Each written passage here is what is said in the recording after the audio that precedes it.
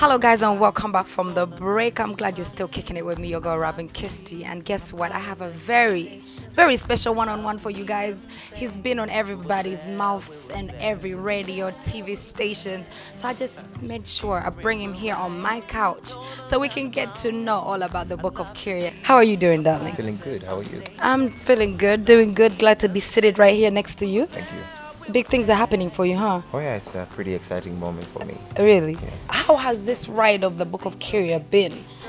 Well, first of all, I'm very thankful for all the fans who've made it a success, even in the first few days of selling, and all the people that turned up. I mean, the sales are good, but it hasn't been easy like this. It's taken about 1.5 years of doing crazy studio productions with our very own Ugandan artists. Okay. And then recording here, going down to South Africa, mixing, mastering, trying to get billboards in Kampala, and doing the videos, Don't Wanna Fight, and all the legal stuff that you have to do, DHL, URA, and making the music is hard enough. But right now I'm very excited, very happy to see that so many people are celebrating The like baby. they were running together with me, because my fans on Twitter, Facebook, MySpace, Google+, MauriceKyria.com, they follow everything I do, because I tell them now I'm on the plane to South Africa, now we're recording this song. So by the time the album came out, people felt like they were the ones who recorded that album. One of the most powerful things to me is that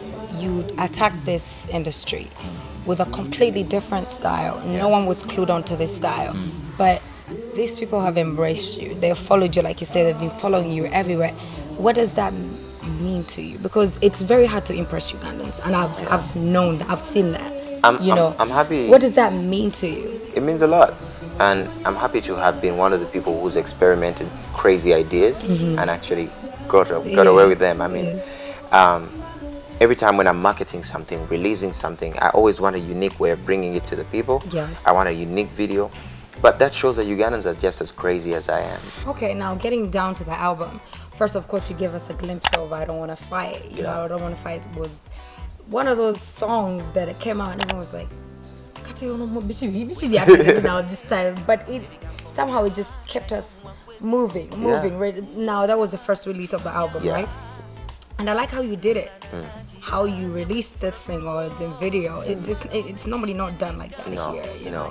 So what was the whole idea behind this, the release of this album? I want to see new ways of promoting music. I want people to see that it's possible. You know, usually artists survive of concerts, but I want to show people that it's possible to survive off album sales.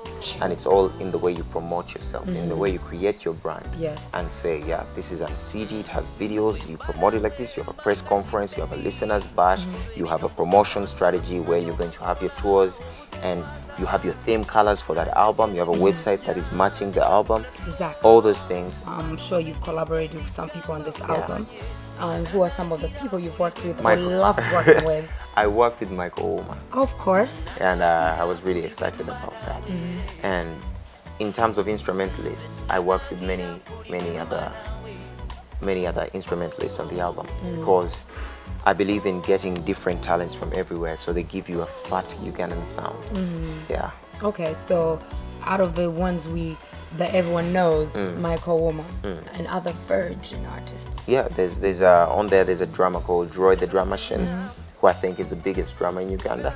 And we have Jude Kirachi on the sound mixing. We have Ian Businji on the guitar, Sambi Sasso on the bass, and we have a mini choir that sings on the album. I think everyone should get this album so they can see that the hard work behind it. And we also want to have an album that is funny and fun, that when you listen to it, you feel good about it. One song at least has to touch you. How many tracks are on? There are 14 songs. Wow, it's it's a full album. Yeah, I mean, 1.5 years, if I came out with 10, there would be a problem. There would definitely be a problem. So what's the next video you're going to drop off the album? Well, the videos have already been shot.